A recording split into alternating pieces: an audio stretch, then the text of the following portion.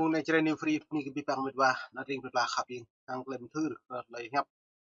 dah bergerak bun sang dah tak buh rak ni nyapa grab remong ker le mak mong mau ke rung be ni kring lak mit ba giờ nó lại này giờ lu còn lại mấy cái bà nít này còn là tập khắp mong nặng bun sang xin chơi đẹp nào ta ba lần là cái mấy pro làm nem mình đi còn ta lại hẹp này giờ nó như lại này mit ba răng pre lu cái lại hình giờ ta mấy mạo nó bùa mạo đạt lại bự căn cái lại bạ cả đã lu lại cái bà mong thịt nó là này giờ nó lại hình là lại mấy màu lau chân bị nhung ít cái mấy kẹo mình ta về vợ về cái nặng bun sang ra Musa binyo premium dah pregalet nak bunsang thử cái lại phép hui dah nan suya ta và bunsang ta ding leh tong tu rung rang giờ ta tip la na lại bộ một đi rung ngõ yang một lại cái nang là một lại cái chập giờ nên rung lao mày nị bị băng mày đoạn bunsang khắp yên nên mày còn thử lại này nên được có ít gặp mượn là cái xem lăng là thế mềm ta hàng lại giật lê phun kha gọi một bay cái vẽ leh thằng doan nhầm ác ha bùa đa nhiều tu rung rang cái này mày làm thử nên chơi new free ni cái băng yang ta bunsang mong này mày pro mò mạ lapok mong anh ấy chặt nhau chạm thử cái nào buồn sang một nhà đi gà đá hàng cặp mức cho nên lại này mình thử hàng cái mạ pro này bạn lật lên thử lệ hàng cái tung cùng pi bằng hàng cái đã buộc luôn đà nạ buồn sang họ mong lầu tu rồi nó như mạ mong cái rung prong cái nạ buồn sang ta hàng yuan mong bay lại rung mạ mong thun tu bosa ta rung của bạn vừa ta khất ta rung vừa hàng cái lon la rung hang kalai tip rung hang kalai đáo rung lum ta do nó rằng mạ kalai dòng lịch sử dần pè dòng lịch sử Tây Nguyên bản địa mạ mong thuần lâu rút ra này doan nam như độ hàng ta như cất như ta lê tương doan bắc nhật run là cất nhố ta frem ta sam kẹo tươi hàng kalai vian rồi nhụ mọ bòn bờ rừng bờ cul buồn cung nhiều chỗ hàng nạ buồn sàng như giàu dân tộc thiểu số Tây Nguyên bản địa nhiều bởi nhiều dru lian nhiều dru sang ra nhiều dru politik leh dong nhiều prem pro mak hàng player cười không phải ấy như lệ do răng xem lăng nhiên bục lạ tuh thôn này nhiều mọi dru nạ buồn sang ta sam ta được ôm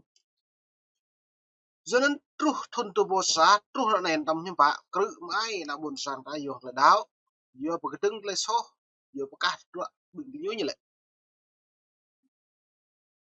chia rẽ đoàn kết phá hoại chính sách như lệ cái ta đã buồn sạc ra được nên từ này đã buộc yang đấy mô xít mà cái lời này nhú lại chỉ biết mô xít tên mẫu nó được xem lại chỉ biết đã hai bàn tay trắng bù màu lại còn ô nên cứ lúc thun tua bầu tua lúc tua để thun tua bầu lúc lâu này mà thun tua bầu tua lúc đã buộc bộ trưởng Hoa Kỳ nhiều pre pol một pro mà pro u cầm biểu hàng lại tùy tua hàng lại xem lăng tự do thông tin tự do báo chí tự do tôn giáo mua xa như cái nhầm quật lời đảo nó ní đảng cộng hòa tổng thống Donald Trump màu chi phí bạc lại càng tùy tua xem lăng lần trả bảo vệ với cái binh của đảo buộc vào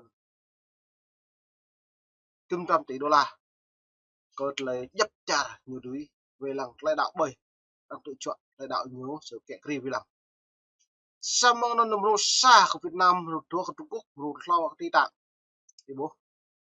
cơ trở lại nun đang xem bố lệ tương là đây bá mau cái lệ này lần chặt Việt Nam rim thun tam nhớ rằng bua gật lại sát sát cơ trở lại con ông nàng nhẹ sát là buôn sang là gì cái đó lệ tương pro trúc này đang thun 2023 này hết bạn bố ngày 11 tháng 6 cái buổi lùm ta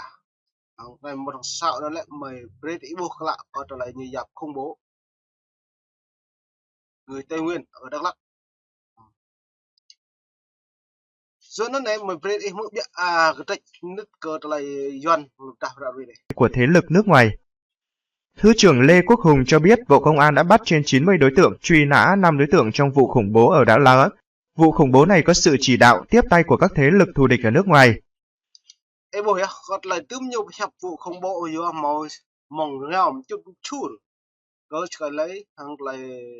ta hàng lại vô cái lần do cổng nạo buồn sang mượn mượn ngào được xong rằng tới nhà phun khá thì đã mượn mình chặt được nhau mong bác người nhìn là vô cất người chặt được nhau nhẹ được nhiều cất nhà được nhau càng mượn được nhiều mùa xa lo nhìn nào bổ rút lời video nên được lo càng nào ukraine nên cái này thứ trưởng Lê Quốc Hùng cho biết Bộ Công an đã bắt trên 90 đối tượng nhiều truy nã 5 đối tượng trong vụ khủng bố nhiều ở Đắk Lắk. Vụ khủng bố này chỉ đạo tiếp tay của các thế lực thù địch ở nước ngoài. Cái bối cái nhầm cái trách xa như nhầm như vậy. Thù địch từ nước ngoài lấy thù địch. Giữ mà nước Mỹ thù địch. Giữ mà Tổng thống Joe Biden thù địch. Giữ mà Tổng thống Donald Trump thù địch nhiều. Một. Rạ này rằng tôi xem chăng lấy tay chi người giờ nó cứ đi là lại buộc này rằng chẳng giàu thì nhớ tôi như một lệ này lâm lỡ lúc lần năm gợt lấy lỡ lúc xa lần năm một đại rung này hiếm bắt gợt lệ này nuôi Tây Nguyên có pro mạ nhớ như lệ gợt nuôi khủng bố lệ tiếp tay vô một tiếp tay một chặt nhau đích nuôi nào buồn sang khi ngạ xăm như càng phải làm hay pi bằng gợt lấy nhưng bác gợt lấy lần la cần nhớ chầm piêng ngạ sát lại đáo lời mạ lần là cái nào buồn sang như còn phải pi bằng như cái bông à nó nước tiền lấy đóng thông tin này được Thứ trưởng Bộ Công an Lê Quốc Hùng thông tin nhiều tại phiên họp thứ 24 của Ủy ban Thường vụ Quốc hội khi xem xét và cho thấy ý kiến về báo cáo công tác dân nguyên 5 tháng đầu năm. Duyệt nó 5 tháng đầu năm này lại hiếm bả. Ta lẽ nhum chu rụng chốt này lại. Sky này hiếm bả nhum mà bằng chữ có thể mong ni nạp ra sky yêu sky này Quốc hội Mỹ. Lễ yêu thì nhú chia tay bắt người như nhiều chính Mỹ vọng rằng Cộng sản Việt Nam giai đoạn này một năm đã gặp lặng do nên họ lưu thông tin rằng trong nước của ngoài nước có thể là đã buộc gật lại phèn lúc nào đang sản về mạng gật lại pro mạng rằng bố gật lại nhầm nhạo Purusan tâm nên rằng lệ nhiều mạng này là 90 đối tượng này lệ được truy nã 5 đối tượng có thể nhầm mạng khi đi như lệ nhầm mạng lên mẹ cho được có thể nhầm một truy nã tiếp bạn này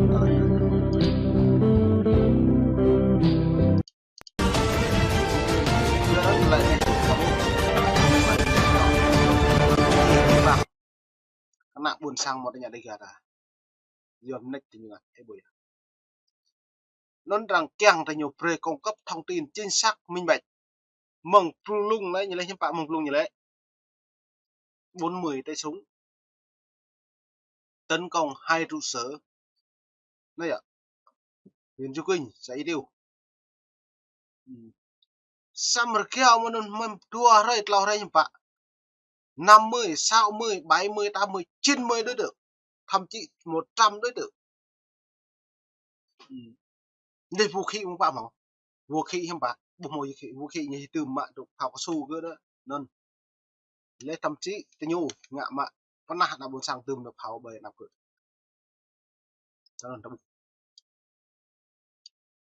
nên hay nuôi nào buồn sang hay hàng nó còn đang sản Việt Nam đấy dần tiền mất lòng tin với đáng lấy mất lòng tin đáng với dân nên đủ nó như lại là vụ việc khủng bố ở Đắk Lắk là nội dung được diễn lên nhận lên cấp trong báo cáo hàng ngày khiến người dân hoang mang, lo lắng. Có thể đây nhưng mà bố này hay kia nhưng mà bố đi hay đi mà bố đi nó là buồn sang bố tháo bố lên bạn đồng